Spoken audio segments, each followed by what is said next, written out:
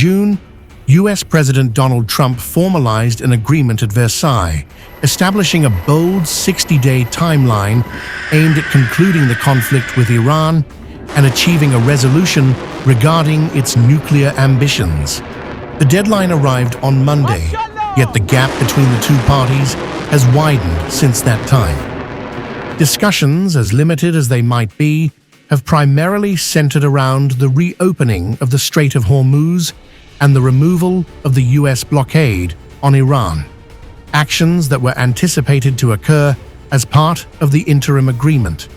There has been no indication of any agreement regarding the strait, nor has there been evidence that substantive nuclear discussions have commenced. At the same time, the United States finds itself without any viable alternatives for extricating itself from the conflict it initiated in partnership with Israel.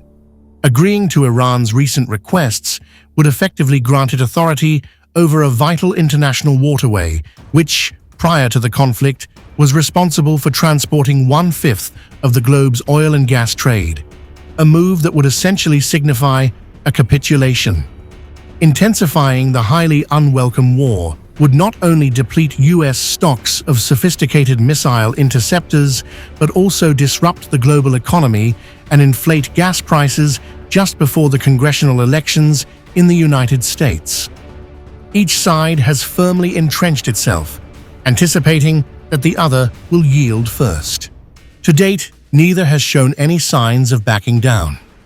Trump is asking Iran to surrender, while the IRGC has vowed maximum deterrence. Here's all you need to know. Iran announced that it has come to an accord with Oman regarding a strategy for vessels to navigate the Strait of Hormuz, the waterway that lies between the two nations. Currently, the two countries are collaborating to iron out the final details for a joint declaration. Esmail Baghei, Iranian Foreign Ministry spokesperson, told reporters in Tehran that an understanding has been reached regarding the map of the transit route. While he refrained from providing further details, earlier information indicates that the agreement would allow for the reopening of the strait, facilitating ships to enter via a pathway near Iran and exit through a route adjacent to Oman.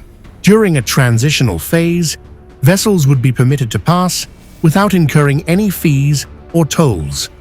The US has sought an acceptable deal on opening the strait before ending its blockade of Iranian ports. Following the attack by Israel and the United States on February 28th, Iran successfully sealed off the strait that had been a crucial passage for approximately 1/5 of global oil trade prior to the conflict.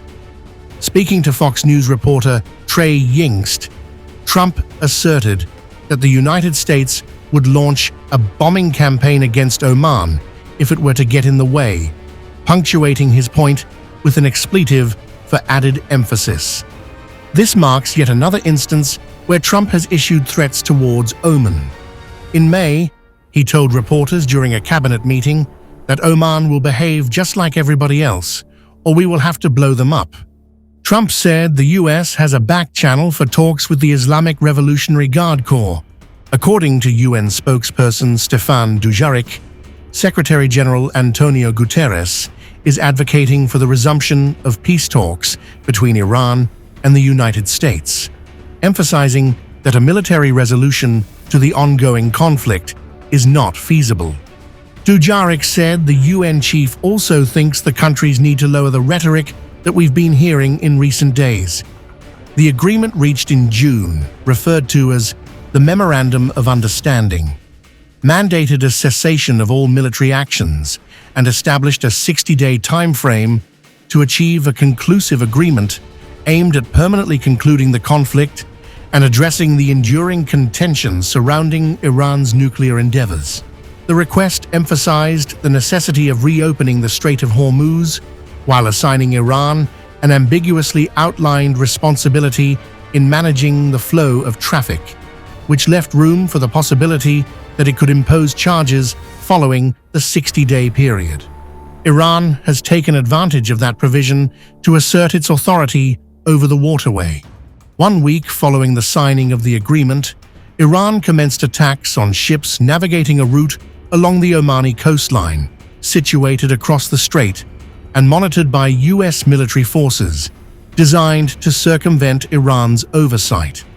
In retaliation, the United States launched strikes against Iran, prompting the nation to target Arab states that hosted American military personnel, including Jordan, Kuwait, and Bahrain.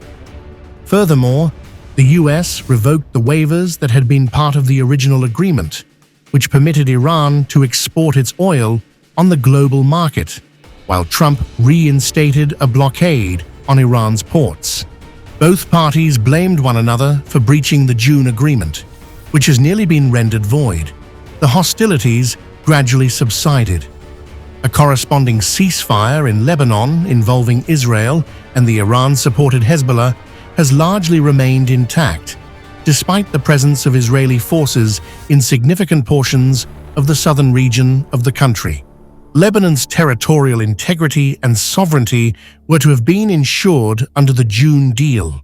According to Iranian officials, they ceased negotiations with the United States in June, though they admit that intermediaries have conveyed messages between the two parties. Meanwhile, Trump maintains that discussions are still ongoing, at times asserting that advancements have been made after stepping back from threats of significant military action. At the beginning of this month, Iran presented a series of conditions for the reopening of the strait.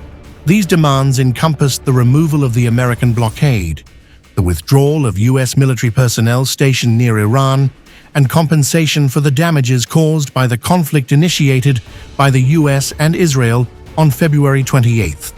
Despite this, Iran has asserted its intention to regulate the strait, possibly imposing fees, via a deal currently under negotiation with Oman. They have made it clear that the strait will not revert to its previous state as an unrestricted toll-free passage as it was prior to the conflict. In the Red Sea, Houthi rebels supported by Iran have commenced assaults on Saudi oil tankers, posing a threat to yet another vital trade route that had previously served to alleviate some of the strain caused by the closure of the strait. Trump has dismissed the requests from Iran, asserting that it is Tehran that ought to compensate for war damages and insisting that the US has authority over the strait. He seems to be relying on economic strain, manifested through the blockade and enduring sanctions, to force Iran's leadership into submission. The Iranian economy has suffered severely due to the conflict and isolation, resulting in skyrocketing inflation. This ongoing crisis may ignite fresh anti-government demonstrations, reminiscent of those that were violently suppressed in January.